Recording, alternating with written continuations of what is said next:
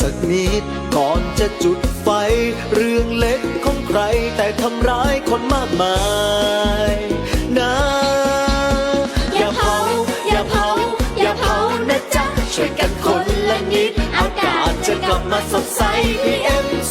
2.5 อย่าให้มันทำร้ายร่วมมือร่วมใจกันไว้ละปูนอย่าเผา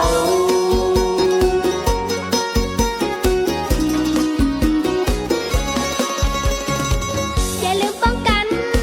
ออกบ้านสวมหน้ากากปิดปากปิดจมูกป้องกันทุกคนดูแลผู้สูงวัยกันด้วยนะพ่อแม่พี่น้องละปูนช่วยกันนะหยุดคิดสักนิดก่อนจะจุดไฟเรื่องเล็กของใครแต่ทำร้ายคนมากมายนะอย่าเผาอย่าเผาอย่าเผานะจ๊ะช่วยกันคนละนิดอากาศจะกลับมาสดใส PM 2.5 อย่าให้มันทำร้ายร่วมมือร่วมใจกันไว้ละปูนอย่าเผาอย่าเผาอย่าเผานะจ๊ะช่วยกันคนละนิดอากาศจะกลับมาสดใส PM 2.5 อย่าให้มันทำร้ายร่วมมือร่วมใจกันไว้ละปูนมันไม่ได้ลอยไปไหนมันเข้าไปในปอดหัวใจแค่ไอมันคือชีวิตที่เฮากอดคนเผาถูกจับถูกปรับโดนยับนี่จะได้ก่อนมารอดหยุดอย่าเผาคิดก่อนทำช่วยกันพี่น้องท่องไว้แค่2 คำอย่าเผาอย่าเผาอย่าเผาอย่าเผาเพื่ออากาศบ้านเธอและท้องฟ้าที่งดงาม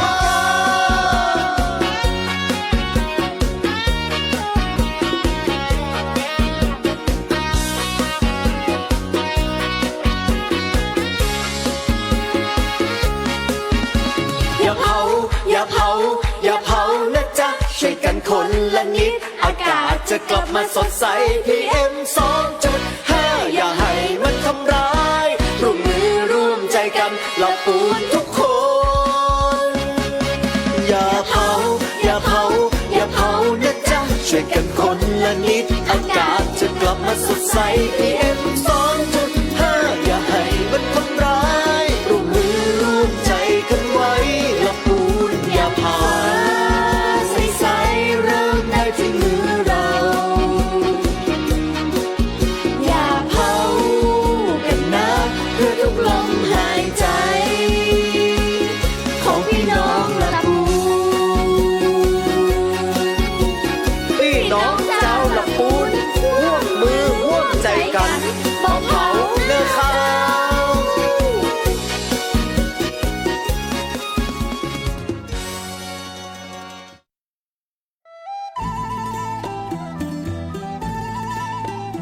ละปูนเดินหน้าพัฒนายั่งยืนเศรษฐกิจพลิกฟื้นประชาชื่นบาน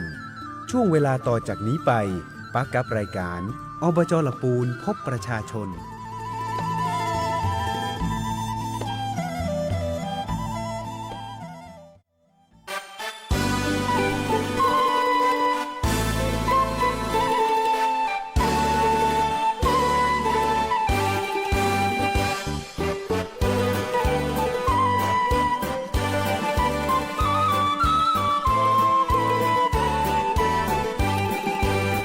อบจ.ลำพูนเป็นศูนย์รวมใจใต้ฟ้าสีครา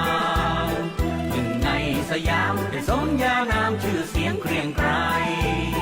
สวยงามสง่าคือธงไตรรงค์โบกปลิวสวัยเราภาคภูมิใจที่เป็นหนึ่งในอบจ.ลำพู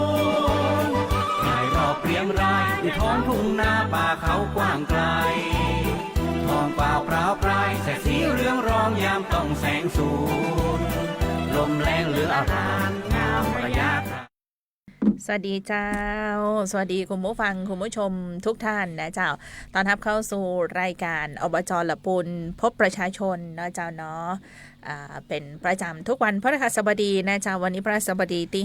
5มีนาคม2569เจ้าดีเจออยอยู่กันกับท่านผอ.พิเดชจันทร์ศิรินะเจ้าผู้อำนวยการกองยุทธศาสตร์และงบประมาณจากองค์การบริหารส่วนจังหวัดละปูนสวัสดีเจ้าผอ.เจ้าครับสวัสดีครับสวัสดีดีเจออยนะครับแล้วก็ท่านผู้ฟังนะครับที่ฟังรายการอบจ.ละปูนพบประชาชนอยู่นะครับสัปดาห์นี้ก็เช่นกันนะครับก็นำเอาข่าวสารดีๆนะครับมาพบปะแล้วก็ อุจานะครับให้ท่านผู้ฟังได้รับฟังกัน เจ้า เนาะดีๆก็คือเจ้ามันนี่ก็ขมุกขมวนละ จริงๆ เมื่อเช้ามาอากาศ ครับ เย็นนะแต่ เย็น ว่า ครับเย็นครับ หลายคนอาจจะสงสัยว่ามันเป็นหมอกจางๆหรือควันเนี่ย เราเห็นสภาพอากาศนะครับ2-3 วันที่ผ่านมาเมื่อวานนี้จุดฮอตสปอต เจ้า ของจังหวัดลำพูนก็น่าจะเป็นที่หนึ่งเนาะ อืม ที่หนึ่งระดับประเทศ ภาคระดับประเทศ ระดับประเทศนะครับ เจ้า ก็ในช่วงนี้อากาศมันแห้งนะครับท่านผู้ฟังครับคือด้วยเปิ้นฮ้องว่ากำมือของคนคนเดียวอะเนาะ เจ้า ผมเชื่อมั่นว่านะครับมันบัจจัยเกิดจากภัยธรรมชาติ แน่นอน เนอะ อะที่ว่า ไม่เสียดสีกัน เออ มันน่าจะบ่มีนะ มันน่าจะบ่มี อื คงจะเป็นความประสงค์ดีเนาะ เจ้า ความประสงค์ดีของเจ้าของตี ต้องการเผาเงี้ย เจ้า แล้วสร้างมลพิษให้กับพี่น้องหมด เจ้า เราจะเห็นได้ว่านะครับเจ้านี้ในเรื่องของค่า PM 2.5 นะครับจากศูนย์บริหารจัดการน้ำของอบจนะครับที่เราติดเครื่องวัดนะครับสภาพอากาศอยู่ทั่วทั้งจังหวัดลำพูนนะครับเป็น 3-40 จุดนะครับ เจ้า จะเห็นได้ว่าค่าเฉลี่ยสูงสุดนะครับอยู่ที่เทศบาลตำบลทาซบเซา อืม นะครับอยู่ที่112ไมโครกรัม 112 ไมโครกรัมต่อลูกบาศก์อันนี้ถือว่าอยู่ในเกณฑ์สีแดง แดงแล้วครับแดงแล้วนะครับ นี่คือมีผลกระทบกับสุขภาพของประชาชนทุกคน ทุกคนนะครับ ค่ะ แล้วก็ในเขตเทศบาลเมืองนะครับที่จุดวัดของสวนสาธารณะเจ้าพ่อกูจางนะครับอันนี้ค่าเฉลี่ยก็อยู่ที่96 อืม96 ไมโครกรัมต่อลูกบาศก์เมตร ครับ สีแดงเหมือนกัน สีแดงเหมือนกันสีแดงเห อัน มือ นี้ น คื กั อน ค่าเฉลี่ย24 ชั่วโมง 24ชั่วโมงครับ อ๋อ แต่ค่าณปัจจุบันตัวเนี้ยครับ149เลยนะครับโอ้ โอ้หนาแน่นมาก ต้องร่วมด้วยช่วยกันแล้วนะครับเราจะเห็นภาพเฮลิคอปเตอร์เนาะ อืม ขึ้นตึงป่าซางตึงบ้านโฮงตึงสีบัวบาน สิงห์บัวบาน ครับ เจ้า เมื่อคืนนี้ล่าสุดนะครับที่ทางเพจฮาลำพูนได้ขอความช่วยเหลือก็คือบ้านผาดาน เจ้า นะครับบ้านผาดานของอำเภอแม่ทานะครับ อืม ก็ คือมีกลิ่น มีกลิ่นแล้วก็ อ่า ใกล้หมู่บ้าน เจ้ามั มันจะล้อมบ้านแล้วไงครับ อ่า ทางท่านนายกเฮงนะครับกับทีมงานของอบจน่าจะออกจากสำนักงานนะครับ เท่าที่ได้รับการรายงานนะครับ เจ้า ประมาณ3 ทุ่ม 3 ทุ่ม 3 ทุ่มไป ได้ยินค่ะว่าปิ๊กมาตี 3 ตี 3นะครับ วันนี้ก็เลย จริงๆ ไม่ได้ออกรายการสักครับ ใช่จริงๆนายกเฮงลงนัดว่าเจ้าเนี่ย ครับ จะมาอู้กันก็ ครับ คง ก็ จะตั้งใจมาเรื่องของไฟป่าหมอกควัน ครับ ด้วย ไฟ นั่นแหละ ป่าหมอกควันก็ต้องการที่จะนำข่าวสารอย่างมาเล่า แล้วก็พบปะกับท่านผู้ฟังแล้วก็แฟนคลับเนาะ เจ้า อันนี้ก็ต้องขอสุมาอภัยด้วยนะครับ ร่วมด้วยช่วยกันนะครับ เห็นว่ามันจะมีการระบบแจ้งเตือนใช่ไหมครับ ใช่คือตะวาเนี่ยมี ครับ เซลล์บอดแคสต์เนาะที่เปิ้ลส่งข้อความแจ้งเตือนเหมือนกับช่วงน้ำท่วมอะ อ๋อครับ เหมือนกับช่วงที่เตือนระวังน้ำปิงขึ้นสูงอย่างเงี้ยเนาะ ครับ ตะวาเนี่ยเตือนไปรอบหนึ่งแล้ว บางคนเข้ามาคอมเมนต์ในเพจสวทบอก ก็ฟังมาเตือนอย่างมาเดียวเนาะจริงๆเตือนมาตลอดอยู่แล้วทุกระยะ ครับ คือตะวาเนี่ยขึ้นเกณฑ์สีแดงปุ๊บนะครับ เจ้าพอเฮาก็ไวเลยนะเจ้าส่งข้อความไปที่ส่วนกลางแล้วก็คือแจ้งเตือนผ่านโทรศัพท์มือถือของทุกคนตะกี้ก่อนรับสายจากท่านปพละปูนช่วงเช้ากับท่านผอสวทแจ้งข่าวเข้ามาก่อนเข้ารายการเนี่ยมันถามว่า ตอนนี้ทางปพละปูนเฮาเนี่ยนะเจ้าก็ประสานไปที่กรมป้องกันและบรรเทาสาธารณภัย ซึ่งอีกสักครู่หนึ่งก็คงจะมีการส่งข้อความ ครับ เตือนเข้าไปในมือถือของทุกท่านอีกครั้งหนึ่งนะเจ้ากับค่าคุณภาพอากาศที่อยู่ในเกณฑ์ที่มีผลกระทบกับสุขภาพของประชาชนในวันนี้ ฉะนั้นในฐานะที่ท่านผู้ฟังนะครับก็ถือว่าเป็นประชาชนนะผู้ที่ได้รับผลกระทบโดยตรงนะครับ เจ้า ฉะนั้นช่วงนี้ก็แมสเนาะ ใช่ ที่มันกัน PM 2.5 ได้ เจ้า ต้องเอามาใส่ละ ย้ำว่าต้องเป็นหน้ากากอนามัยที่ป้องกันฝุ่น ป้องกันฝุ่น ป้องกันฝุ่น PM 2.5 ก็ ครับ คือหน้ากากอนามัยทางการแพทย์นะเจ้า มันอาจจะหนาหน่อยเนาะ ใช่ หนาหน่อยอึดอัด อ่า หน่อยนึงก็ต้องเอามาใส่กันนะครับ เจ้า ก็ต้องในข้อมูลตัวนี้นะครับในเขตของทางเทศบาลเนาะก็คือส่วนสาธารณะกูจางจุดวัดของทาซบเศร้าจุดวัดของเทศบาลทาตุ้งตุ้งหัวจางอ่างเก็บน้ำห้วยแทงของเขตปาภูนะครับแถวอ่างเก็บน้ำหนองศูนย์นะครับสายบ้านตุ้งยาวเหนือนะครับเทศบาลป่าซางแถวเนี้ยครับขึ้นสีแดงหมดละ แดงหมดเลย แดงหมดเลยนะครับประมาณ อันนี้จะ 10 กว่าจุด จากศูนย์ข้อมูลของอบจที่เปิ้ ครับ ลเปิ้ลจะมีโทรมาตรวัดน้ำอยู่ ครั แต่ บ ละที่แล้วเปิ้ลจะสามารถวัดค่าฝุ่น ได้ตัว PM 2.5 นี้ได้ตัว ครับได้ตัวนะครับก็ จะ ช่วงนี้ รายงาเข้ามา อันนี้เขาสามารถเข้าไปดูข้อมูลในศูนย์ได้บ้างก็ได้ ได้ครับเป็นข้อมูลแบบเรียลไทม์เลยนะครับแบบเรียลไทม์แล้วก็ปีนี้ตังก้อก็ยังเนาะอยู่ เบาๆ อยู่ใน ตรงนี้ ยังเบาๆอยู่นะครับ เจ้า มันจะเกิดในเขตของป่าซาง เออ นะครับ เขตเมือง แล้วก็เขตบ้านห้องบางส่วน เจ้า เนาะครับ เนาะคือพ่องก็บอกว่ามันเป็นความเชื่อนะพอ ครับ พิเดชว่าช่วงข้างขึ้นข้างแรงข้างขึ้น ช่วงเนี้ยแล้วจุดไฟแล้วมันเฮดท็อปมันจะออกนักเนี่ยผักหวานมันจะโป่งดีนะเจ้า อันนี้บอกว่าเป็นตำราฉบับไหนเนาะ ก็น่าวิถีความเชื่อนี้อ ครั ย่า บ เพื่อได้มีปรากฏเลยนะครับ เจ้าเนาะมันเดือดร้อนกันไปทุกยอมย่าเลยจริง ๆ นะเจ้าก็จริง ๆ ส่งกำลังใจให้ ครั กับบ เจ้าหน้าที่ผู้ปฏิบัติงานทุกท่านเลยนะเจ้า เสือไฟ นาะ สิ่งไฟทั้งหลายเนาะ ใช่ เขาเห็นแล้วนะครับ ท่าน อ่า จุดคนเดียวอะครับ มัน เจ้า กระทบเป็นวงกว้าง ก เล ระ ย ทบเป็นวงกว้างเลย นะครับกระทบเป็นวงกว้างนะครับทั้งด้านสภาพกำลังด้านงบประมาณเนาะที่จะ เจ้า ต้องเข้าไปทุ่มให้กับช่วง4 เดือนเนี้ยครับ อืม 4 เดือนเนี้ยครับ ก็เขาจะหันว่างบประมาณ ครับ หลายๆครั้งเนาะที่มีการจัดสรรบริหารจัดการกันกับงบกลางของต่างจังหวัดเนี่ย ครับ นะเจ้าโอ้มันเสี่ยงไปโอ้โหจากกี่สิบล้านกับเรื่องของการบริหารจัดการไฟป่าหมอกควันเนี่ย ครับ ถ้าเราพ้นเรื่องนี้ไปได้บ่ต้องมาทำเรื่องนี้นะโอ้เขาสามารถเอาเงินมูลนี้ไปทำอย่างอื่นได้ แฮมนักอยู่ แฮม เนาะ นัก แฮม อยู่ นักอยู่ครับก็ในช่วงนี้นะครับก็พี่น้องประชาชนนะครับที่อยู่ในพื้นที่เนาะผู้สูงอายุเนาะผู้ป่วยติดเตียงอย่างนี้นะครับ เจ้า ที่จะได้รับผลกระทบจากฝุ่น PM 2.5 เนี่ยท่านก็สามารถที่จะไปขอพักที่รบสตได้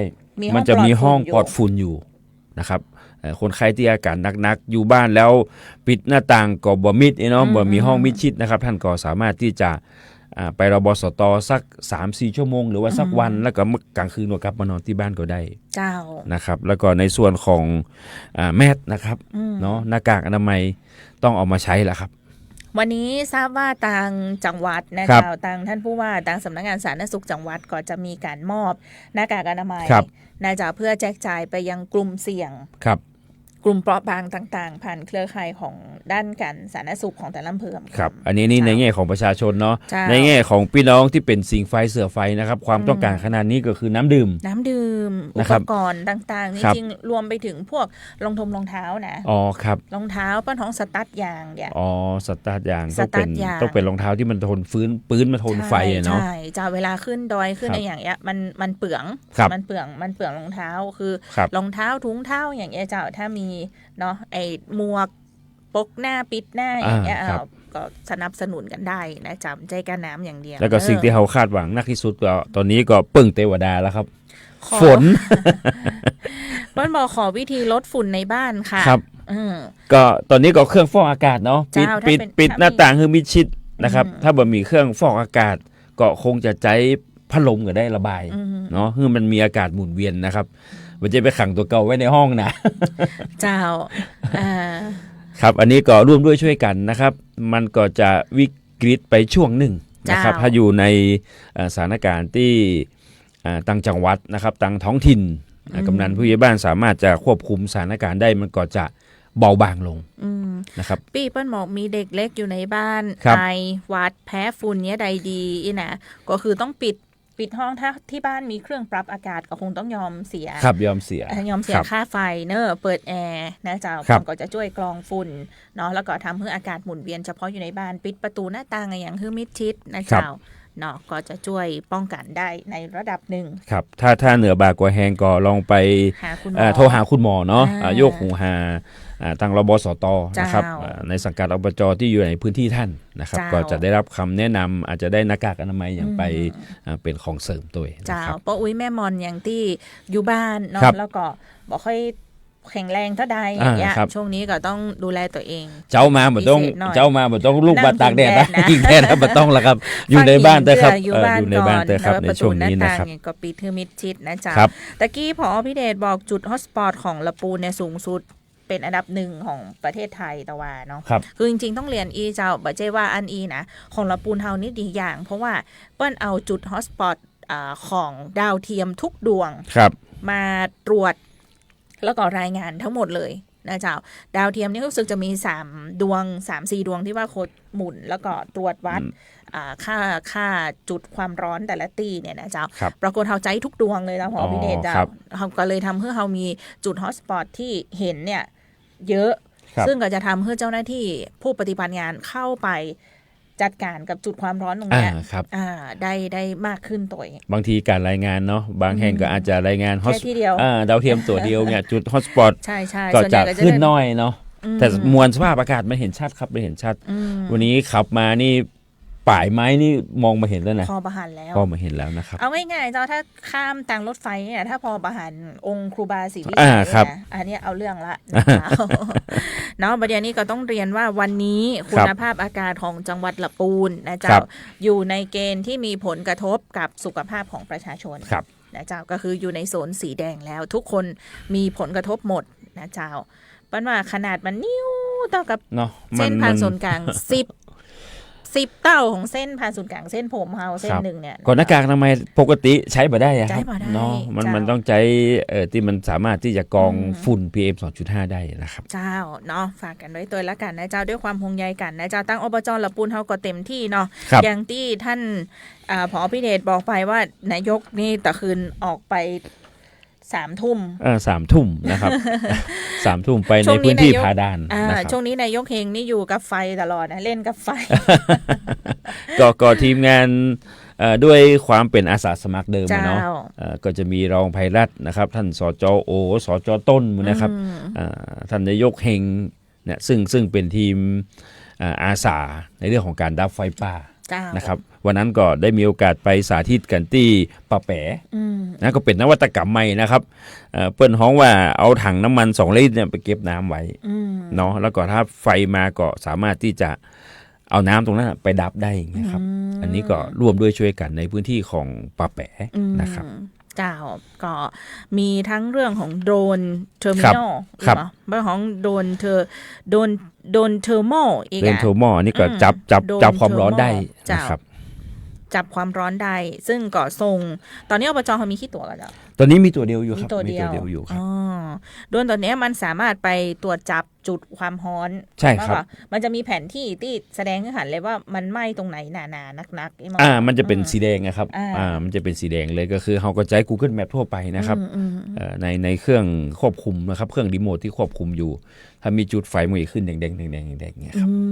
แล้วก็จะทำให้เจ้าหน้าที่เนี่ยวางแผนในการที่จะเข้าไป เข้าไป ดับไฟ ได้นะครับ อ่า เพื่อนท้องว่าไฟมาเยอะๆบอดีเข้าไปทันที เจ้า เนาะเขาอาจจะไปดักรอข้างหน้าไว้ อ่า ทำแนวกันไฟไว้เงี้ยครับ เจ้าเนี่ยถ้าเขาบอกหูตัดนี้เนาะเขาก็จะบอกหูว่าสมมติเขาหันควันหันไฟอยู่ตอนเนี้ย ครับ เขาขึ้น เข้าไปเลย เข้าไปเลย ครับ แล้วไฟมันอาจจะอ้อม แนวไฟใช่ มันอาจจะอ้อมมาหาเขาได้เนี่ยอันนี้คือภาพตัวอย่างในโดรนเลยมั้งก็เรา ใช่ครับแดงๆนั่นคือแนวไฟ แนวไฟ ครับ เนี่ยก็จะหันเลยว่าแนวไฟนี่มันมา ครั ทาง บ ใดเนาะ เขาจะขึ้นทางใดเพื่อ ขึ้นทาง ที่ ใด บามีผลกระทบกับคนทำ คน งาน ที่ เนี่ย คน ครับ ทำงานเซฟคนทำงาน ก็ช่วยได้เยอะอยู่ครับ เจ้า ช่วยได้เยอะอยู่ มันอยู่สูงอะเนาะ เจ้า ครับ เนี่ยสุมาเตอร์ตี้เจ้าหน้าที่ดับไฟเสือไฟเป็นว่าหันมาได้นะใกล้ตา ไก่ตีน ไก่ตีน ลำพังเดินแต่ตัวก็จะบ่ไหวแล้วเนาะ ใช่ อันนี้ต้องมีเครื่องพ่นน้ำต้องมีเครื่องเป่าลมเงี้ยครับ เจ้าอิดอยู่นะครับ เอา ปีนี้ เรื่องเลย ดังที่ผมนำเรียนหลายครั้งนะครับ ว่าสถานการณ์2 ปีที่ผ่านมาเนี่ยมันอาจจะเบาบางลง เจ้า แต่ผลกระทบก็คือใบไม้มันทับถมหนาขึ้นหนักขึ้น ซึ่งเขาบ่ได้มีอย่างไปย่อยสลายมัน ปีนี้ถ้ามันจุดทีเดี๋ยวปุ๊บเนี่ยมันก็จะลุกหนักขึ้นใช่ไหมครับ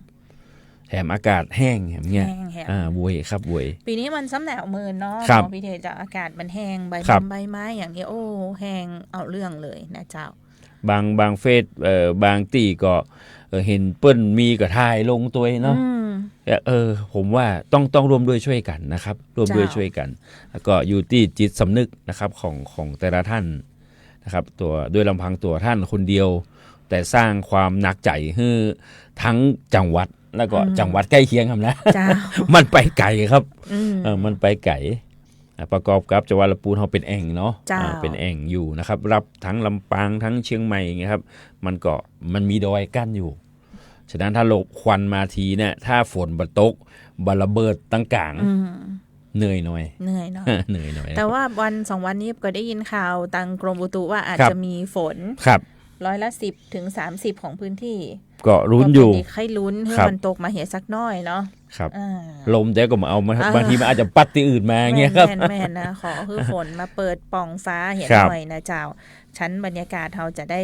เปิดป่องคืออากาศบดีเนี่ยมันลอยขึ้นไปบนชั้นบรรยากาศได้นะเจ้า ก็ต้องร่วมด้วยช่วยกันนะครับ รักษาสุขภาพนะครับออกจากบ้านก็ต้องใส่หน้ากากอนามัยทันที เจ้าดิฉันเชื่อมั่นว่าพี่น้องเจ้าละปูนนะเจ้าใน ครับ พื้นที่ชุมชนอะไรอย่างต่างๆเนี่ยเข้าใจกันดีอยู่แล้ ครั ว บ แล้วก็คงบ่ได้มีการที่จะจุดไฟเผา แล้วขยะขี้โคขี้เยื่ออย่างนี้คือทุกคนเข้าใจหมดแล้ว เข้าใจครับ นะเจ้าตอนนี้ที่ปัญหาหนักๆเลยก็คือเนี่ยเจ้าคนที่ลักไปจุดไฟป่า ครับ ลักไปจุดคนหนึ่งคนเนี่ยสามารถสร้างความเดือดร้อนให้กับโอ้โห เห็นว่าตอนนี้ มหศล ทางจังหวัดก็ในเขตอุทยานในเขตป่าก็ห้ามเข้า100%เลยใช่ไหมครับ เตรียมที่จะปิด ครับ ป่าล็อก ครับ ป่าทั้งจังหวัดนะครับ เจ้าป้องกันในเรื่องของไฟที่จะไปไหม้ในพื้นที่ต่างๆเนาะยังมีประกาศตอนนี้ห้ามบุคคลเข้าพื้นที่ป่าสงวนแห่งชาติ10 แห่ง 10 ค แห่ รับ งก็จะมีป่าแม่ทาแม่ตื่น แม่แนบครับ ขุนแม่ลี ครับ นะเจ้าแม่ลีแม่หาดแม่ก้อเมืองจี้สันปะซัก แล้วก็ป่าอื่นๆแหมเนี่ยนะเจ้าทั้งหมดเนี่ยก็จะเริ่มตั้งแต่วันที่10 มีนาถึง31 พฤษภาคม 10 มีนานะครับก็ เจ้า อันนี้ก็ห้ามเข้า 100%นะครับอาจจะมีเวรยามอย่างเมื่อสมัยก่อนนะเนาะ เจ้า ครับทางไหนที่เป็นทางมอเตอร์ไซค์ทางไหนที่เป็นทางเดินทางกำนันผู้ใหญ่บ้านอาจจะจัดเวรยามกันไปเฝ้าเลยนะครับ แม่นเจ้าเนาะอันนี้ก็ถือว่าจะรวมโดยใจกันเต็มที่นะเจ้า ครับ เจ้าหน้าที่ดับไฟเจ้าหน้าที่เสือไฟก็จะมีทั้งในส่วนของการเข้าป่าเพื่อไปทำแนวกันไฟไปลาดตระเว ครับ นนะเจ้าไม่ใช่ว่าเปิ้นรอให้ไฟมันเกิดแล้วเปิ้นถึงเข้าไปนะจริง ครับ ๆในทุกพื้นที่ยังตังก้อตังอะไรอย่างที่บ่เกิดไฟตอนนี้เจ้าหน้าที่ก็เข้าไปนะเจ้า ครับ เข้าไปทำแนวกันไฟไปลาดตระเวนไปเฝ้าระวังบ่คือมีการเผาเกิดขึ้นแต่ว่าก็ยังว่าเนาะพื้นที่ป่ามันเยอะ มันกว้างเนาะ มันกว้าง โดยเฉพาะอย่างยิ่งในเขตพื้นที่ลีนะครับ ใช่ พื้นที่ป่าเยอะกว่าพื้นที่ราบเนี่ยครับ เจ้า ก็จะต้องร่วมด้วยช่วยกัน สำหรับน้ำดื่มนะครับท่านก็สามารถที่จะนำไปบริจาคได้นะครับณสถานที่ตั้งของอปททั่วทั้งจังหวัดก็ได้นะครับ เจ้า ที่องค์การบริหารส่วนจังหวัดก็ได้นะครับเราจะเป็นสะพานบุญนะครับนำไปส่งมอบให้กับทีมเสือไฟทั้งหลายนะครับ เจ้าเนาะด้วยความห่วงใยกันเรื่องของไฟป่าหมอกควันและฝุ่น PM 2.5นะเจ้าเน้นย้ำกันในช่วงต้นรายการนี้ต่อยก็พอนายกเฮงนี่ก็อยู่กับไฟตลอด จะหันภาพลงพื้นที่ตลอดเลยนะครับ เจ้า อันนี้มันเป็นทีมดังผมว่าครับอาสาสมัครมาก่อน เป็นอาสา ะครับ สมัครมาก่อน อาสาสมัครมาก่อน เจ้าก็ส่งกำลังใจให้ ครั กับบ ทุกท่านนะเจ้าขอบคุณทุกท่านที่เป็นด่านหน้าในการช่วยดูแลคุณภาพอากาศให้กับพี่น้องชาวละปูนเฮานะ ในส่วนของจังหวัดก็บ่ได้ชะล่าใจเนาะ ไม่ได้ชะล่าใจ ท่านผู้ แล้ว ว่าราชการจังหวัดก็ห้องประชุมตลอดนะครับ เจ้า ห้องประชุมตลอดในการที่จะบูรณาการร่วมกันนะครับทั้งทสจต่างปพ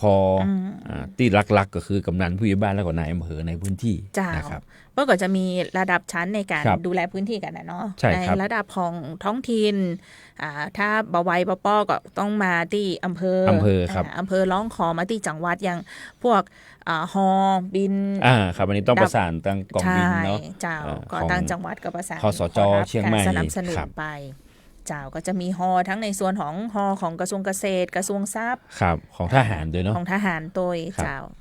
ก็ร่วมด้วยช่วยกันนะครับก็วิกฤตนี้ก็เมษามีนาเมษาพฤษภาแห่ง จ้ะ 2 เดือนไปนะครับ เฮ้ย ดูแลสุขภาพกันทุกคนนะเจ้า ครับ เนาะด้วยความห่วงใยกันเนาะ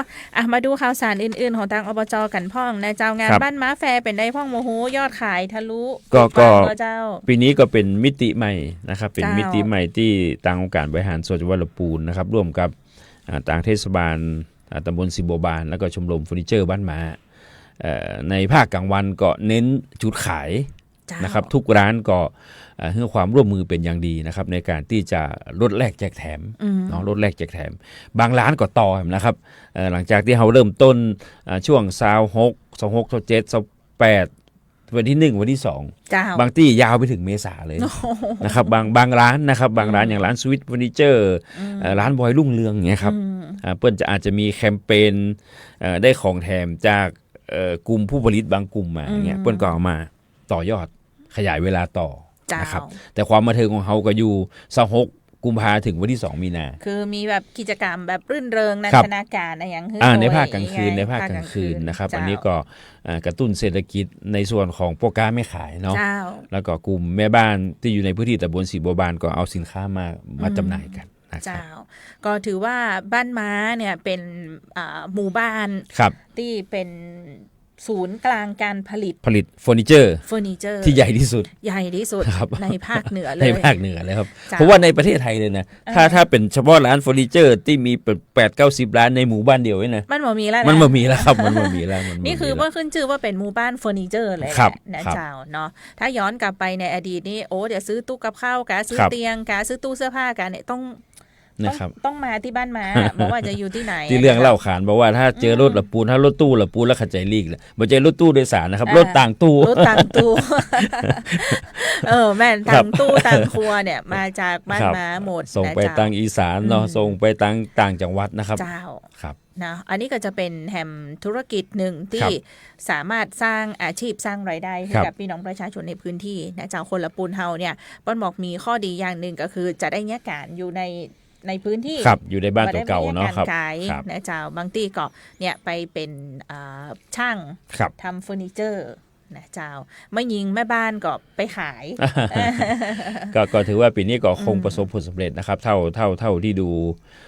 ทาง Facebook ไลฟ์นะครับทางเว็บของอบจนะครับก็ได้รับเสียงตอบรับเป็นอย่างดีนะ เจ้า ครับก็ต้องขอบคุณนะครับภาคีเครือข่ายโดยเฉพาะอย่างยิ่งผู้ประกอบการเนาะ เจ้า ถ้าเขาจัดงานบันเทิงจัดงานรื่นเริงแต่ผู้ประกอบการบัลดราคาเงี้ยไปบลอด เจ้า นะครับไป บ่ บลอด จริง ๆ ราคาเฟอร์นิเจอร์ ครับ ที่หมู่บ้านเนี่ยหมู่บ้านม้าเฟอร์นิเจอร์เนี่ย ครั นะ บ ราคานี่ก็คือเป็นราคาแบบกำไรนิดเดียว อ่า อะ มัน เพราะว่า ถูกอยู่ มัน แล้ว ขาย มันไม่ได้มี ผลิตเองขายเอง ใช่ผลิ นะ ต ครับ เองขายเองปกติก็ถูกอยู่แล้ ครั ว บ นะเจ้า ครับ ถูกอยู่แล้วเนาะอันนี้ต้องเรียนว่าถึงแม้ว่าจะไม่ได้มีในช่วงงาน งาน ที่เปิ้ล เทศ จั ครั ด บ ก็มาแอลได้มาซื้อครัวได้ ราคารับรองถูกอยู่แล้วแล้ว ครั ก็ บ บางช่วงเปิ้ลก็มีโปรโมชั่นคือโดยเฉพาะร้านค้าของเปิ้ลเนี่ยเปิ้ลจัดโปรโมชั่นตลอด ใช่ครับ อยู่แล้ว ใช่ครับ นะเจ้า อันนี้ก็เป็นเทคนิคของแต่ละร้านค้านะครับ อ่า แต่ส่วนใหญ่อยู่ได้มีการโฆษณาทาง Facebook ไลฟ์แล้วทาง TikTok เงี้ยครับ อืม ก็การส่งการซื้อก็ง่ายขึ้นนะครับ เจ้า ง่ายขึ้น เจ้าง่ายขึ้นแล้วเดียวนี้เปิ้ลมีแบบไอเดียการแต่งบ้านแบบงบน้อย อ่า เนี่ยเนาะ แต่งสวยนู่นนั่นนี่มาที่บ้านมาเตอะนะเจ้า ครับ มาก็ง่ายนะเจ้าพอพี่เดชเจ้า ใช่ครับ เค ใช่ ย ครับ รีวิวเส้นทางไปบ้านหมาขึ้นแล้ว นะ ปุ้งจากเจียงใหม่มานี่ ครับ ถึงบิ๊กซีนี่ขึ้นสะพานมาก่อ ขึ้ น นสะ เนาะ พานครับ ขึ้นสะพานมาก่อน แล้วก็ลวดไปถึงดอยตี เห็นครูบาศรีวิชัยองค์ใหญ่เนาะ ถึงแยกดอยตีปุ๊บนี่ติดไฟแดงหน่อยหนึ่ง ครับ เจ้า ก็ถ้าหันครูบาองค์ใหญ่ปุ๊บเลี้ยวซ้าย เลี้ยวซ้ายครับ เลี้ยวซ้ายเข้าไปเป็นหมู่บ้านเฟอร์นิเจอร์ ใหญ่ที่สุดใน ใน ป ประ ระ เท เท ศ ศ ไท ไท ย ย เลยแหละ ครับ แต่เจ้าที่บ้านม้าเนาะเจ้าเนาะก็ปีนี้อบจสนับสนุนการจัดงานคือจริงๆสนับสนุนทุกปี ทุกปี แหละ ครับทุกปี ปี ครับ หน้าก็คงจะมีกิจกรรมแบบ มี นี้ ครับ อยู่ มีครับเฮาก็พยายามจะให้มันใหญ่ขึ้นเนาะ เจ้า ครับ ก็ฝากประชาสัมพันธ์เชิญชวนตัวละกันนะเจ้า ส่วนเรื่องของการเป่าล้างบ่อบาดาล ครับ อันนี้ก็ยังเป็น เป็นจุดเป็นเครื่องมือสำคัญนี่กันแล้วกันนะครับ ในส่วนของอบจ เจ้า ในการที่จะออกไปให้การช่วยเหลือพี่น้องนะครับในเรื่องของประปาดื่มได้ เจ้า นะครับ อันนี้ก็ลงไปในเขตพื้นที่ของตำบลเหล่ายาวนะครับตำบลเหล่ายาว ก็มีการเป่าล้างบ่อนะครับ อันนี้เป่าล้างแล้วนะครับ เป่าแล้วนะใส่โจ๊ะนี่นะ เดี๋ยวทีมงานเราเอาภาพที่ บัดดันเป่าเตือน ก่อนที่จะดำเนิน หรอ การนะครับเนี่ยครับ คือลึเลย ครับ ทุกวันก็ต้องใช้เนาะอุปโภคบริโภคเนี่ย เจ้า ด้วยคุณภาพน้ำประมาณเนี้ย คือบางบ้านน่ะใช้น้ำประปาป้าน้องอย่างก็หุงข้าวทำกับ ใช่ครั ข้าว บ เนี่ยกินตัวอย่างนี้ไงเจ้า อันอื่นมันพอจะบ่ค่อยเห็นภาพเนาะแต่มันกระทบสุขภาพ จ้ะ แต่ที่ไม่เห็นภาพเวลาซักเสื้อขาวอะเนาะ แม่นมันเนี้ยยังได้มันกับมะขาว ชุดนักเรียนนะครับ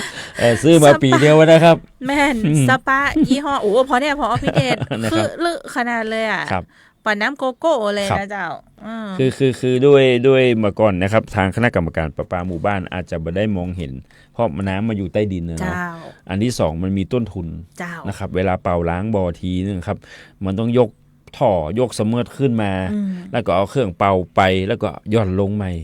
บางทีต่อบ่อนะครับ ก็จะอยู่ประมาณ 5,000 ถึง 10,000นะ อืม ครับก็ ต้องจ้างเอกชนตัวไง ใช่ครับใช่ครับ ค่ะ โดยงบประมาณของประปาหมู่บ้านเนาะเขารู้อยู่ละ อืม เก็บหน่วยน้ำ5 บาท 6 บาทอย่างเงี้ย ชาวบ้านไงเนาะ ชาวบ้านนะครับ เก็แปลงก็บ่ได้ ฉะนั้นก่อนใน เจ้า ช่วงนี้นะครับต้องฝากกรรมการประปาหมู่บ้าน ท่านอย่าขี้ค้านอย่าขี้เกียจเนาะ เจ้า ถ้าเห็นถังกองท่านตันเร็วอะ อืม ร้องขอมาเด้อครับ อืม เรามี2ชุดปฏิบัติการนะครับพร้อมที่จะออกบริการกับพี่น้อง เจ้า ถึงแม้ว่าประปาดื่มบ่ได้ดื่มยังบ่ได้ทุกหมู่บ้าน แต่อันเนี้ยครับเป็นน้ำต้นทุนเลย อืม นะครับเป็นน้ำต้นทุนเลยครับ เจ้าโอ้เนาะก็เช่นเคยนะเจ้าหมู่บ้านไหนที่อยากจะให้ระบบประปาหมู่บ้านเนี่ย ครับ ได้มีกระบวนการของการเป่าล้าง ครับ บ่อนะเจ้าก็ประสานทางอบจได้ ครับ เอิ้น ประสา หาน ท่านสจ สจในพื้นที่ก็ได้นะครับ เจ้า ผู้บริหารท้องถิ่นในเขตพื้นที่ท่านก็ได้นะครับ รวมกันมาเหมือนผมว่าอันเป่าล้างเนี่ยมันวันเดียวจบ เจ้า ต่อบ่อครับ อืม ครับ เนาะ สัก4-5บ่อนะครับในเขตหมู่บ้านท่านในเขตตำบล เจ้า ท่านนะครับ เจ้า แล้วก็ไปทีเดียวเลย ไปทีเดียวเลย ครับ เนาะที่ไหนทำแล้วก็ชาวบ้านก็จะสบายใจไงพอหันหูผ่านอะไรอย่างเงี้ย ครับ โอ้ อย่างน้อยเขาทุกวัน เออ เขากินน้ำขนาดนี้เลยเหรอเงี้ยเนาะ ขนาดนี้เลยเหรอ แล้วก็เป่าบอเซตแล้วก็เป่าท่อทรงของรอบหนึง อืม เบ็ดเสร็จในตัวเลย เจ้า นะค โอ้ รับ ท่อทรงนี่ก็เอาเรื่องนะ โอ้เอาเรื่องครับ มัน คือ กี่ปีแล้วครับบางทีบางบ้านเป็น10 ปีบ่เคยเปลี่ยนท่อทรงบ่เคย คือ ล้าง ถึงแม้ว่าไอตัวป้อนท้องอย่างกับหัวมันอะ ครับ ตรงบอมันเป่าแล้วแต่ว่า ครับ ไอถ้าท่อทรงมันไม่ได้เป่า ครับใช่ มันก็ ครับ เอาเรื่องเหมือนกันนะเพราะ ครับ มันก็ยังดำอยู่เหมือนเดิม บางทีท่ออาจจะแตกระหว่างทางตอน อืม ที่เขาจะซ่อมจะอย่างอะดินโคลนอาจจะลงไปในท่อบ้างเงี้ยครับ เจ้าเนาะอันนี้ถือว่าเป็นการยกระดับคุณภาพชีวิต ครับ คือกับพี่น้องประชาชนนะเจ้าเรื่องน้ำนี่ถือเป็นปัจจัยพื้นฐาน ครับ ของการดำเนินชีวิตอยู่แล้วนะเจ้า ไฟดับยังจุดเทียนได้นะ แม่น มีไฟโซลาร์เซลล์นะ ใช่ ถ้าน้ำหมด โอ้ จบเลย ก็นึกว่าขาดข้าวนี่มันเป็นอย่างนะขาดน้ำนี่ถึงตาย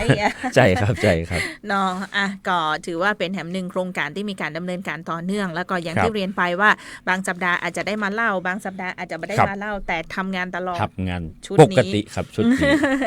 ชุดนี้ทำงานตลอดนะเจ้า มาดูเรื่องการเปิดเวทีแห่งการเรียนรู้นะเจ้าโรงเรียนอบจหลับปูนนาทรายเปิ้นจัดกิจกรรม Open House นะเจ้า ครับ โอ้ผลงานเด่นกับใจธรรมดาเนอะ ครับอันนี้ก็ถือว่าเป็นการเปิด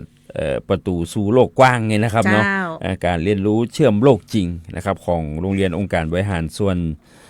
จังหวัดลำพูนนาสาย เจ้า นะครับอันนี้ก็เป็นการนำเอาผลงานในรอบปีการศึกษานะครับทั้งผลงานทางด้านวิชาการ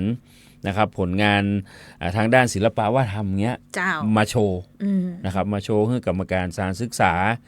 มาโชว์ให้กับท่านผู้ปกครองได้รับชมว่าในรอบปีการศึกษาที่ผ่านมากิจกรรมโรงเรียนนาทรายกับบุตรหลานของท่าน ได้ทำกิจกรรมอย่างไปพ้อง อืม นะครับ ว่าหันตัวน้อยขึ้นเวทีกรรม น่าจะห้องเพลง คือแต่อี้ก็ถือว่า ครับ เป็นความสามารถ ครับ เปิ้ลมีความกล้าเนาะใน ครับ การที่จะขึ้นแสดงความสามารถอย่างอี้แล้วนะจ๊ะ อันนี้ก็จัดไปเมื่อวันที่27กุมภานะครับแล้วก็ เจ้า วันที่28ทางคณะอนุกรรมการกระจายอำนาจนะครับด้านการศึกษาการพัฒนารายได้และการพัฒนาองค์กรปกครองส่วนท้องถิ่น อืม นะครับมาติดตามดูงาน อ๋อ ก็ลวดเอากิจกรรมพวกนี้โชว์เพื่อนดูตัวเองนะครับ เจ้าเนาะก็อบจละปุนดูแลในหลายภาคส่วนนอก ครับ จากรพสตแล้วก็จะมีโรงเรียน ครับ ที่อยู่ในสังกัดของอบจละปุนทั้งหมด ใช่ครับ ทั้งหมดกี่แห่งเจ้า ของรบสต ของโรงเรียน โรงเรียน4 แห่ง 4แห่งครับ 4 แห่งก็ ครับ จะมี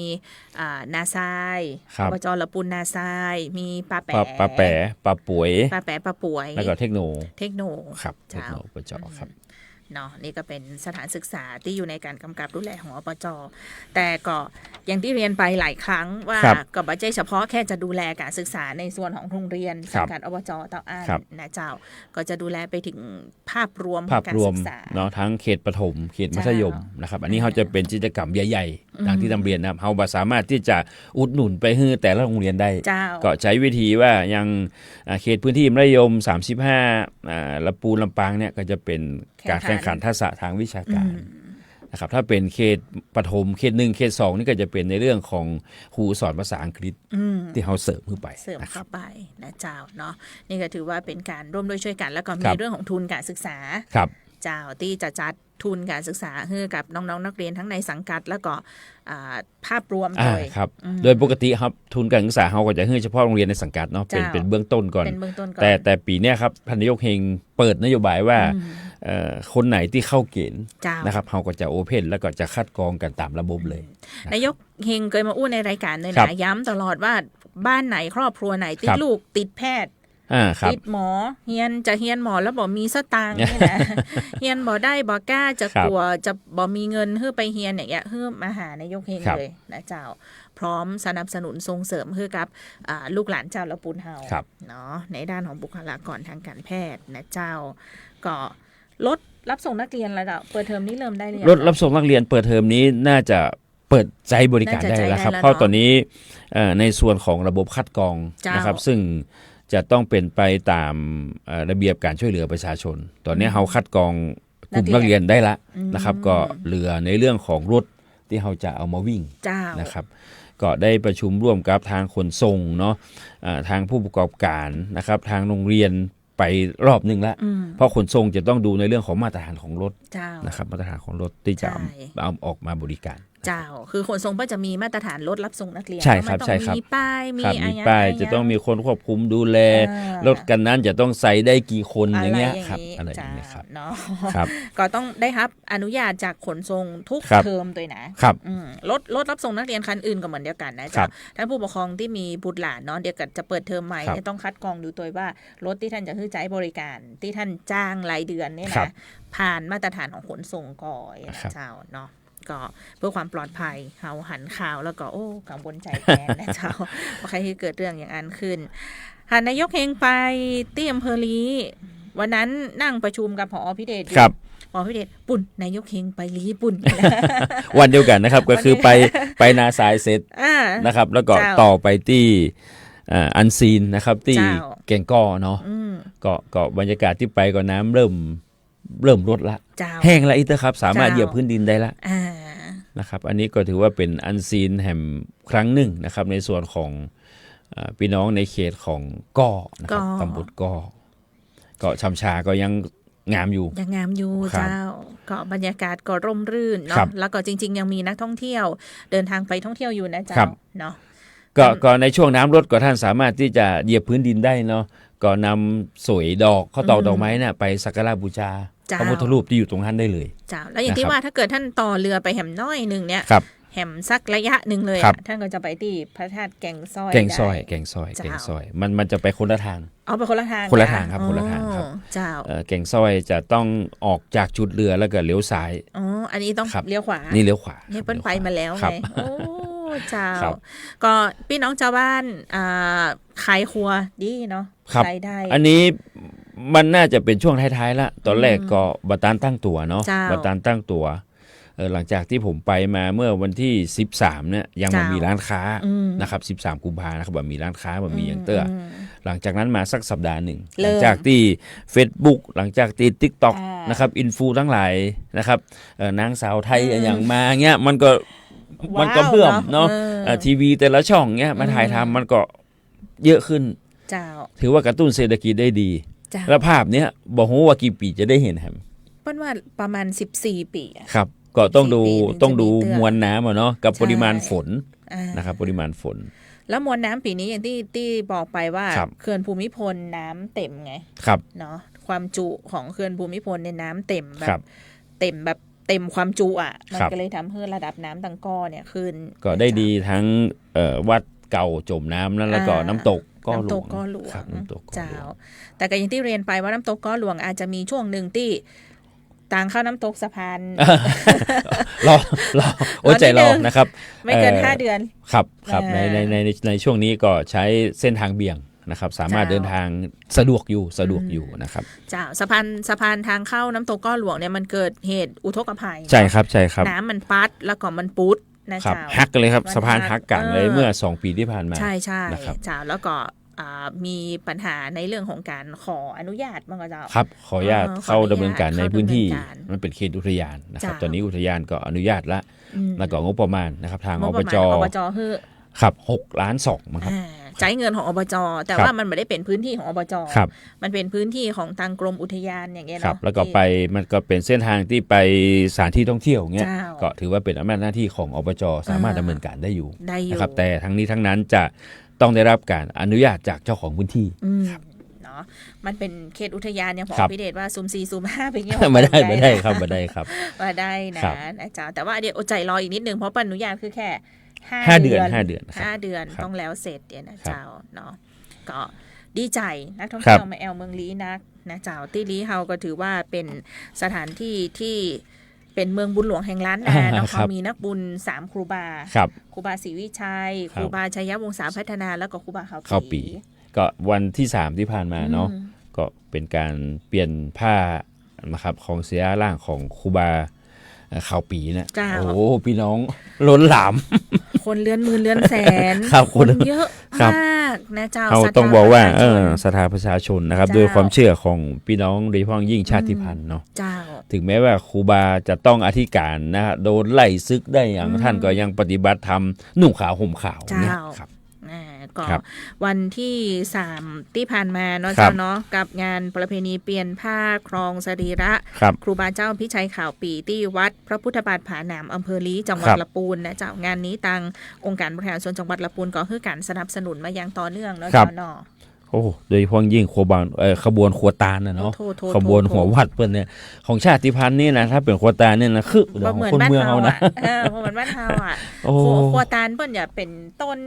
ครับ เปิ้นของอะไรอย่าง คล้ายๆเป็นสามเหลี่ยม นอะ เป็นสามเหลี่ยมขึ้นไปอย่างเงี้ยครับ แล้วก็ต้องหามต้องแบ ครับ กต้องโอ้ใจธรรมดา ขบวนโคตาลนี้ถ้าจะดูความยิ่งใหญ่ดูได้2ตีคืองานประเพณีของพี่น้องห้วยต้ม เจ้า เพื่อนจะแห่แวดหมู่บ้าน แวดหมู่บ้าน แล้วก็แห่แวดเจดีย์ชเวดากองเพื่อนนั่นนะครับ แม่น แล้วก็มางานเปลี่ยนผ้าครูบาเนี่ย เจ้า ครับ เนาะถือว่ายิ่งใหญ่นะ ครั เจ้า บ ปีนี้ก็ศรัทธาประชาชนอย่างล้นหลามเลยนะเจ้าเดินทางเข้าไปร่วมงานเปลี่ยนผ้าครองสรีระครูบาครูบาเจ้าพิชัยข่าว ข่าว ปี ปีนะครับ อืม ครบรอบมรณการ 49 ปีนะครับ 49 ปี อืม เจ้า ครับ ก็จริงๆแล้วถ้าท่านใดไปที่เมืองลี้ ครับ ยังเคยประชาสัมพันธ์ไปตลอดอยู่แล้วว่าครูบาศรีวิชัยเนี่ยเปิ้นเผาไปแล้ว ครับ เนาะก็จะมีแต่อัฐิ อาทิ อั เนาะ ฐิอยู่ที่วัดบ้านปาง วัดบ้านปาง วัดจามเตวี วัดจามเตวี ครับ นะเจ้าแต่ว่าในส่วนของสองครูบานะเจ้าครูบาชัยวงศากับครูบาพิชัยขาวปีเนี่ยสรีระก็ยังอยู่ ยังอยู่ครับยังอยู่ครับ ที่ลี้เนี่ยเจ้าสองท่านเนี่ย ครับ สององค์เนี่ยนะก็ไปที่วัดพระบาทห้วยต้ม ก็จะได้ไปไหว้ครูบาวงศ์ ครับ สรีระร่างทิพย์เปิ้นอยู่ในโลงแก้วที่วัดเลย ครับ นะเจ้าในวิหาร ในวิหาร แก้วเปิ้น ครับ นะเจ้าแล้วก็ที่เนี่ย อืม ผานามเนี่ยนะเจ้า ครับ อืม อันนี้ก็สามารถดูง่ายๆนะครับ อืม เส้นทาง 106 ถ้าจากละปูนไปขวามือ ใช่ความ จะเห็นอนุสาวรีย์ของครูบาตั้งตระหงานอยู่หน้าพระวิหารเลยนะครับ ใช่ ครับ แต่ต้องขับจ้าๆหน่อยนะ ครับ ปักหมุด GPS ไปก็ดี เพราะว่าถ้า ค แบ รับบ คุ้นชินนึงอาจจะแบบ เอ๊ะถึงหรือยัง ถึงหรือยังไงนะ ช่วงนั้นเป็นถนน4 เลนพอดี ใช่ เนอะ เป็น ลืม 4 ดู อาจ ครั จะ บ ปุ้งนะจ๊ะ ครั ก็ บ จะถึงวัดบ้านปางก่อนเนาะ ครับบ้านปา บ้าง น ก่อน ปางก่อนแล้วก็ผาน้ ครับ ำนะจ๊ะผาน้ำแล้วก็จะถึงจะเข้าไปที่ห้วย เพื่อ ต้ ท้อง ม ว่ากราบนมัสการสรีระร่างครูบาเสร็จนะครับ ก็ขึ้นไปบนยอดดอย เช้า ไปจิบกาแฟได้ จิบกาแฟ แล้วก็ชมบรรยากาศของเมืองลี้360 องศา 360 องศาเลยนะครับ เจ้าถ้าเป็นไปช่วงหน้าหนาวนี่คือจะหันอันซีนเป็น ทะเลหมอก ทะเลหมอก ใช่ใช่ หมอก ใช่ เป็นลูกเป็น ครับ ลูกเลยนะเจ้า ครับ เนี่ยบ่ต้องไปไกลถึงปุ้นตั้งแม่ห้องสอน ครับ ข้างในไปนะโอ้เนี่ยมาเนี่ยละปูนมีครบทุกอย่าง ครับ นะเจ้าเมืองบุญหลวงแห่งล้านนาเนาะก็ประชาสัมพันธ์เชิญชวนนักท่องเที่ยวนะเจ้า ท่านบ่ได้ไปงานเปลี่ยนผ้านี่ท่านมีโอกาสไปลี้ก็ไปสักการะได้ เนาะแล้วก็ เป็น ที่จริงแล้ว ประจำ อยากจะให้นอนลี้สักคืนหนึ่งเนาะ ใช่ใช่ แล้วก็สมมุตินอนลี้คืนนี้วันพรุ่งนี้เป็นวันพระนะ อืม ท่านก็ไปใส่บาตรพัก อ่า ใช่ไหมใส่บาตรพักที่วัดพระบาทห้วยต้ม วัดพระบาท เนี่ ห้วย ยต้ ครับ มเจ้า อันนี้เปิ้นจะพี่น้องชาวบ้านนะครับถึงพระสงฆ์องค์เจ้าเนี่ยเปิ้นจะกินเจกัน เปิ้น เจ้า จะบัดหาเนื้อสัตว์นะครับฉะนั้นทุกวันพระเปิ้นก็จะมีกิจกรรมใส่บาตรพักนะครับ เจ้า พักกาดจอผ่องกันลำผ่องบาทัวผ่อง แม่น เงี้ย แม่น ครับ แท้เลยนะเจ้า ครับ กับข้าวกับป่านี่เป็นกับข้าวเจทั้งนั้น เจทั้งนั้น กินจีน นะค กั รั น บ เลยนะ มา เจ้า กินจีนนะครับ กินมังสวิรัต อ่า เนาะ เป็นวัดเดียวที่พี่น้องจะเข้าบริเวณเขตวัดอะครับเนาะเขตสังฆวาสเนี่ยจะต้องถอดรองเท้า เจ้า เพ ไปดูนะครับรองเท้าเต็มถนนเต็มหน้าวัด แล้วพี่น้องชนเผ่า ครับ พี่น้องชาติพันธุ์เปิ้ลเนี่ยคือเปิ้ลบรรยากาศนะวัน ครั พ บ ระเนี่ย ครับ วันพระนี่คือเป็นวันหยุดไปเลยนะ ใช่ครับใช่ครับ วันพระนี่คือต้องไปา แล้วก็ถือว่า ได เป็นหมู่บ้านศีลห้าด้วยเนาะ ใช่ ครับของจังหวัดลำพูนเฮา จ้า นะครับ อุ้ยมีดีที่อำเภอลีนะ ครั เจ้า บ ส่วนของวันมาฆบูชาของละปูนเฮาวันก่อนท่านเปิ้ลมีสืบสานตำนานเจดีย์สองธาตุ ครับ เจดีย์ธาตุ ครับ เจดีย์พระธาตุธริพุนชัยกับเจดีย์พระนางปทุมบดี ครับ ที่ ป วัด ทุม พ บ ระ ดี ธาตุ ก็ จ้ะ ก็มีขบวนนะครับแห่แล้วก็มีการแสดงมินิไลท์แอนด์ซาวด์เนาะ แล้วก็มีการแสดงพระธรรมเทศนาแล้วก็มีการเวียนเทียนแล้วก็ห่มผ้าองค์พระธาตุ เจ้า นะครับ วิหารละโวแล้วนะเจ้า ครับ งามตะวันซืนนี่เล่าให้ฟังว่ามันมีปอยหลวง ครับ เจ้า โอ้ของวิหารละโวนี่สุดยอดเลยนะเจ้า สวยงามเนาะก็ประชาสัมพันธ์เชิญชวนกันนะเจ้ามาแอลละปูนช่วงนี้มีรถถีบแล้วนะ รถถีบนะครับ มาแล้วเนาะ รถถีบมาแล้วครับก็ เจ้า ก็ตอนนี้ก็กำหนดจุดจอดแล้วนะครับ ประมาณ15จุดนะครับ เจ้า จุดจอดสถานีรถไฟจุดจอดเจ้าป่อกูจางอนุสาวรีย์ประตูตานางวัดพระธาตุวัดมหาวันเนี่ยนะครับประมาณ10กว่าจุด เจ้า อันนี้ก็ถือว่าเป็นการบริการที่นักท่องเที่ยวก็จะต้องมีค่าบริการเนาะ เจ้า ก็คือ30นาที10บาท 30 นาที 10 บาท ครับ อืม 10 บาท ท่านจะใจชั่วโมงหนึ่งกับเสี่ยง20 บาทเนาะ 20 บาท ปั่นไปเลยครับ ปั่นจากจุดวัดพระธาตุนะครับแล้วท่านไม่ต้องเอามาคืนวัดพระธาตุแล้วอาจจะไปทิ้งไว้ที่เจ้าปอกกูจ้างเลยอย่างเงี้ย ก็ได้ ครับ นะ ก็ หรือ ได้ ถ้า ครั จะ บ ไปละไว้ที่สถานี ครับ ตำรวจก็มีจุด ครับ แต่ว่าในรา แต่ ยละเอี ย ยด กใส่รถมาได้ครับเพราะสัญญาณมันจะดัง แอดแน่นอน เจ้าเนาะอันนี้ไปใช้บริการกันได้ หรือจะ ครับ เหมาแพ็กเกจปั่น1 วัน 50 บาทก็ได้ ครับ อันนี้เริ่มตั้งแต่วันที่4นะครับ4 จ้ะ มีนา 4 มีนา น่าจะเริ่มทดลองใช้แล้วเนาะ อืม ครับทดลองใช้แล้ว มาแล้ว ครับ รถถีบนะเจ้ารถถีบบริการ15จุดทั่ว ครับ เมืองละปูนนะเจ้ามาแอลเมืองละปูนขี่รถถีบแอลได้แล้วเนอะ ครับ เนาะก็ละปูนเฮาคึกคักนะเจ้า ในช่วงนี้เนาะ ในช่วงนี้ มันก็จะมีเทศกาลตอนนี้ก็คือตาลตุงเนาะ เจ้า ตุงปีใหม่เมืองอะ ตุงก้าคิง ก้าคิงไง ตุงกินกะหลา ตุงก้าคิง ตุง ครับ มาละนะครับ เจ้าตุงก้าคิงก็คือตุงขนาดเท่าตัวเอง เท่าตัวเองครับ ขนาดเท่าตัวเอง มีหนึ่งเดียวในร้านอาหารนั่นนะครับ อันนี้ก็คล้ายๆ กับการแขวนโคม เจ้า เนาะแขวนโคมนั้นบูชาพระธาตุนะครับ อันนี้ตาลตุง ตันตุงแล้วก็ ครับ สืบเจ้าตาหลวง ถือชะตาหลวง สืบเจ้าตาหลวง อันนี้ก็ช่วงเทศกาลสงกรานต์ แม่น เนาะ เจ้า เทศกาล เนาะ สงกรานต์นะครั ปี บ ในเตื้อหนึ่งนี่ขอเขาได้ไปสืบ ครับ ไปสืบเจ้าตาคนเมืองนี่เพิ่นเชื่อว่า มันต้องสะเดาะเคราะห์ ครับ ต่ออายุเนาะสืบเจ้าตา ครับ อย่ามัน แต่ถ้าเป็นความเชื่อของผมนะครับพิธีกรรมที่สืบชะตาสะเดาะเคราะห์ใหญ่สุดละก็ต้องสวดมนต์ข้ามปี วันนั้นอ่ะ ครบเครื่อง โอ้โห เรื่องมงคล ทั้งพระสงฆ์องค์เจ้าเนาะปกติเขาจะ ขยันโตเนาะ 9 รูปเนาะ อ่า สืบชะตาอย่างเงี้ยอันนี้พระสงฆ์ทั้งวัดพระธาตุนะครับ 4 คณะมาหมดนะครับ แล้วก็ จ้ะ พิธีกรรมนี่ยิ่งใหญ่นะครับ เนาะ ต้องจองกันไว้นะครับ ช่วงสวดมนต์ข้ามปี 31 ธันวา เจ้า ครับ แต่ถ้าพลาดไปแล้วผมเป็นอย่างเอา ครับ ปีใหม่เมือง ปีใหม่เมือง คือช่วงสงกรานต์เนี่ ค ย รับ นะเจ้าเดี๋ยวก็จะมีการจัดพิธีเรื่องของการสืบชะตานะครับ เจ้าเนาะในช่วงของปีใหม่เมืองตันเจดีไซน์อย่างนะเจ้า ครั ที่ บ วัดพระธาตุเนาะเดี๋ยวนี้ก็มาประชาสัมพันธ์กันแถมกรรมแล้วก็งานที่เร็วๆนี้ก็จะมีเรื่อง แต่งสีอวดลาย อ๋อครับในช่วง ผ้าฝ้ายดอนหลวง มีนาเนาะ อืม มีนาก็จะมีงานบาติกงามพร้อมมัดย้อมงามตาก่อน เจ้า เนาะ ง งานผ้าหนองเงือก เจ้า นะครับแล้วก็งานดอนหลวง อืม นะครับช่วงมีนาก็จะมีอยู่2งาน เจ้าง านหนองเงือกกับงานบาติก บาติก เนาะแล้วก็เมษาก็จะเป็นงานดอนหลวง เจ้า นะครับซึ่งปีนี้ตังอบจนะครับร่วมกับเทศบาลตำบลแม่แรงนะเป็นแบ่งกิจกรรมกัน อืม งานหนองเงือกกับงานบาติกนะครับก็เทศบาลรับผิดชอบไป อืม นะครับในส่วนของงานดอนหลวงนะครับอบจก็จะเข้าไป เข้าไป ดำเนิน ดูแล การครับเข้าไปช่วยนะครับ เจ้า ครับ เนาะก็เตรียม ครับ เตรียมไป เตรียม ที่ว ทรัพย์ไว้ ใช่สำคัญที่สุดเลยเก็บสตางค์ ครับ ฝากไว้เลยนะครับ ติดใน300-500หยอด ครับ กระปุกไว้เลยเนอะไปช้อปปิ้ง ก็ปีนี้ก็เนื่องจากมันอยู่ในช่วงของการแสดงความอาลัยอยู่อะเนาะ เสื้อผ้าเทรนต่างๆ ก็คงจะออกขาวออกดำออกเทาอย่างเงี้ยครับ น้ำตาลครีม น้ำตาล อย่างเงี้ย ครับ เจ้าแต่ว่าสวยงามแน่นอน ครับ นะเจ้าก็เชิญชวนแล้วกันเนาะก็เป็นกิจกรรมดีๆนะเจ้าเห็นทางอบจเปิ้ลมีโครงการในเรื่องของการที่จะให้ร้านอาหารในจังหวัดละปูนมากกว่าเจ้าลงทะเบียนแนะนำร้านค้าของท่าน คือตอนเนี้ยครับ โค้ด อบจเขาจะทำคล้ายๆกับแผนที่เส้นทางท่องเที่ยวอะเนาะก็ในนั้นก็คงจะนอกจากจะมีสถานที่ท่องเที่ยวมีโรงแรมที่พักอาจจะเสริมในจุดของร้านอาหารเข้าไป เจ้า นะครับฉะนั้นร้านไหนที่หนึ่งที่เชื่อมั่นว่าร้านตัวเองอร่อยเนาะ ล้ำเลยนะครับ ล้ำ ก็แจ้งประสงค์สมัครมาทางอบจแล้วก็อบจก็จะคัดสรรนะครับ เจ้าเนาะก็ถือว่าเป็นแผนที่คุมทรัพย์เลยแหละ ครับ เป็นลายแทงของนัก ครั ท่อบ งเที่ยวที่เวลาเปิ้ลเข้ามาเนี่ยเปิ้ลก็จะได้รู้ว่าอ้อร้านนั้นร้านนี้ นี่ ครับ นะม บางทีอย่างเฮามาต่างจังหวัดอะเนาะ เจ้า ว่าหูอย่างสัก บอกหู อย่าง อย่าง กิน สัก ใน อย่าง ก็บอกว่ามีแผนที่อันเนี้ยเดียวไปได้หมด เจ้า เนี่ยครับ เนี่ยเราบางทีเจอเพื่อนๆเจอคนรู้จักกัน ครับ เนี่ยนะเนี่ยร้านเนี่ยที่ลำพูนที่ดังๆอ่ะ ครับ นะ อยู่ตรงไหน อยู่ เขา ตรง ก็ ไหน มึนตึ๊บ อยู่ไหนนะ